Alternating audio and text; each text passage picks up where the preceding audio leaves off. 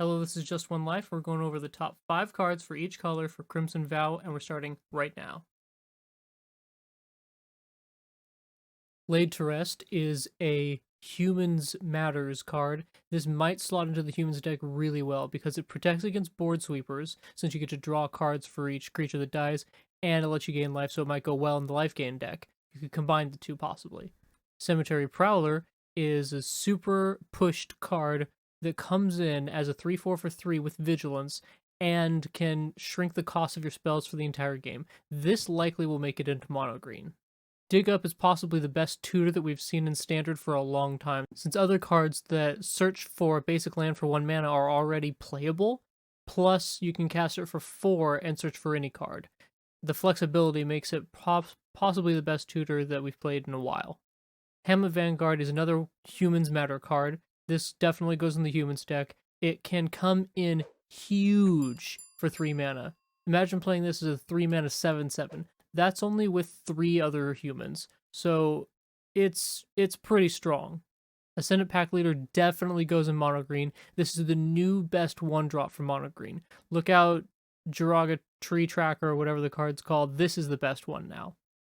In blue, it's basically Mana Leak. Cemetery Illuminator is an extremely powerful spirit.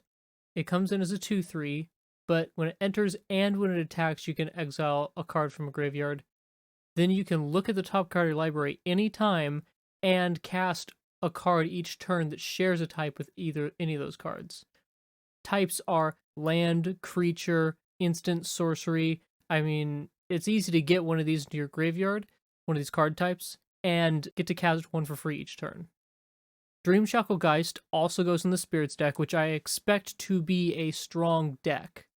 It's a 3 mana 3/1, and it lets you keep the opponent's cards tapped down. So if an opponent has an important flyer, you get to take that ability to block away from them.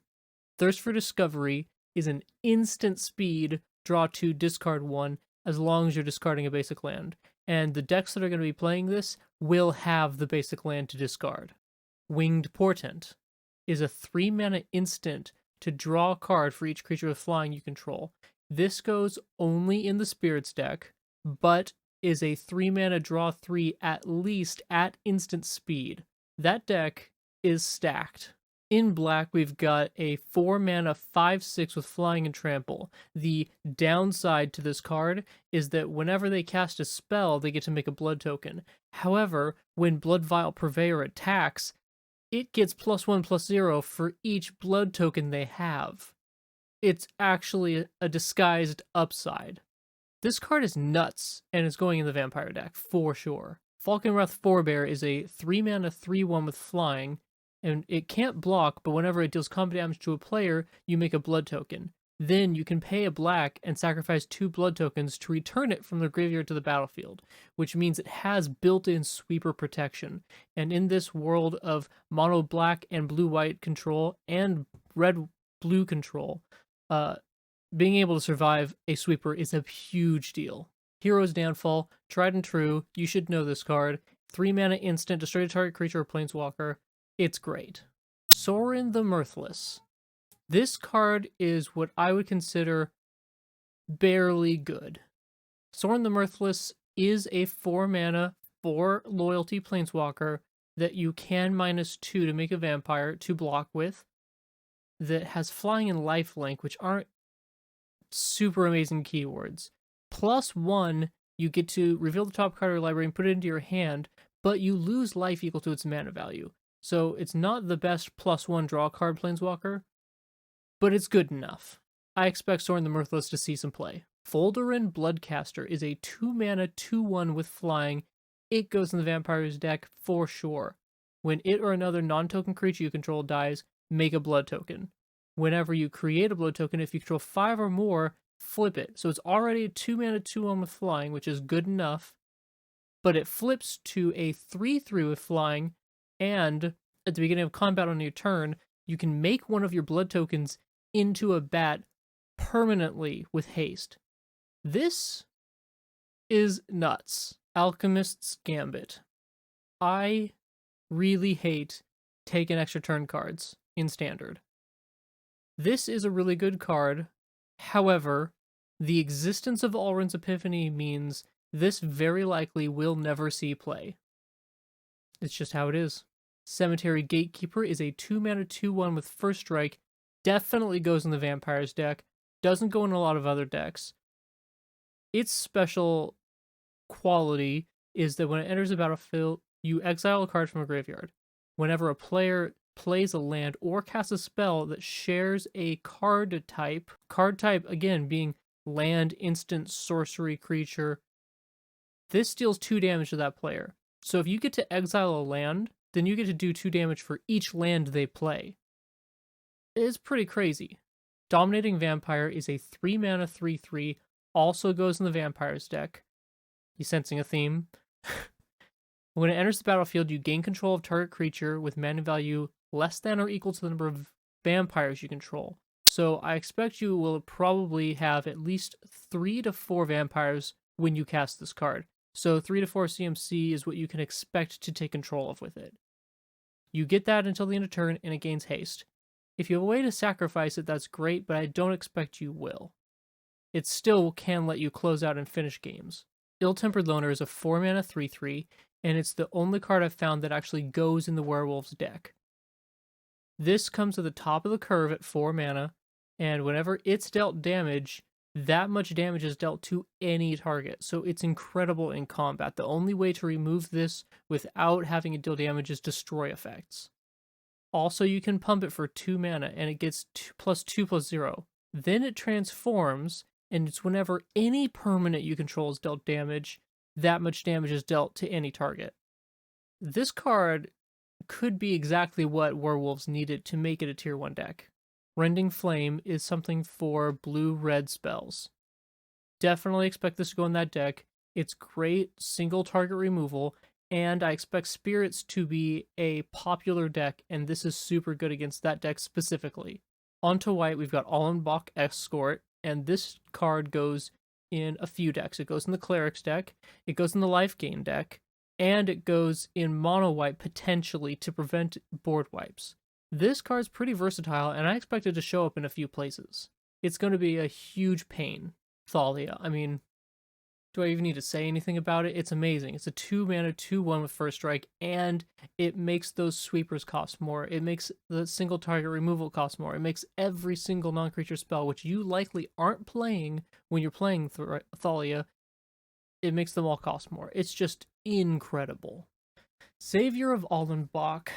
This 3-mana 1/2, I can't get too excited about it. This is still in one of the top 5 white cards because I think that the intent for this card is it comes in on turn 3, you attack with it on turn 4, it exiles a creature card from your graveyard, it dies that combat, usually, and then it can return that creature card from the graveyard to the battlefield. So it's like a resurrect effect, and it gets to attack once. So Savior combined with the Alden Bach Escort means it gets to attack a second time, and you're going to likely have something with 3 power. It could train a second time if you're lucky. Voice of the Blessed is so powerful in the Life Gain deck. It's a 2-mana 2/2. When you gain life, it gets a +1/+1 counter.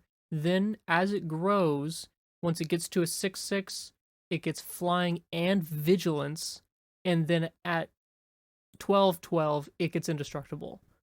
It's incredibly powerful and is the biggest payoff for Life Gain that has ever existed and may ever exist. Welcoming Vampire is the last of our white cards. It's a 3-mana 2/3 that, again, goes in the Mardu Vampires deck.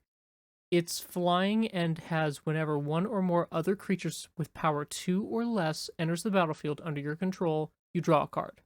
This ability triggers only once each turn.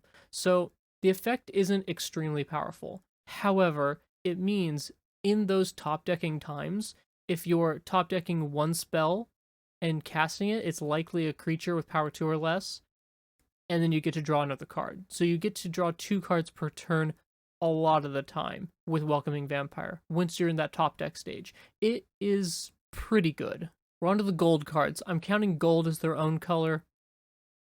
Dorothea, Vengeful Victim, is a 2-mana 4/4 with flying. And so you swing with this one time, it dies, then you disturb it for 3 as an enchantment. This is the only way an aura is good. When the front side is good, and then you can disturb it for cheap and have a good effect one time.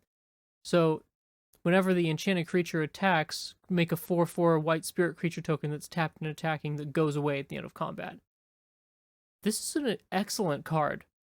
This card is pushed to all hell and is going to be probably a 3 of in all the spirits decks. Sigardian Paladin is a 4-mana 4/4, and it's a human. This will definitely go in the humans deck, and may also go in the life gain deck. As long as you put 1 or more +1/+1 counters on a creature this turn, Sigardian Paladin has trample and lifelink. Pay 3, and target creature you control with a +1/+1 counter on it gains trample and lifelink until the end of turn. This is our last Humans Matter card. It's Soarin's Fist of the Angels. It's a 3-mana 2/2 for a legendary creature human cleric with training. Whenever you cast a creature spell, create a 1/1 green and white human soldier creature token with training. The dual color matters for Catilda, so you can tap for either green or white mana with her out. And the tokens have training, which means if you swing with, say, 3 tokens and a 2/2, they all grow. That's pretty powerful. This card definitely goes, maybe it's a 2 of in the humans deck. You don't want too many of them just because he's legendary. Edgar, Charmed Groom. This 4-mana 4/4 is a Vampire Lord. He buffs all the vampires by a +1/+1.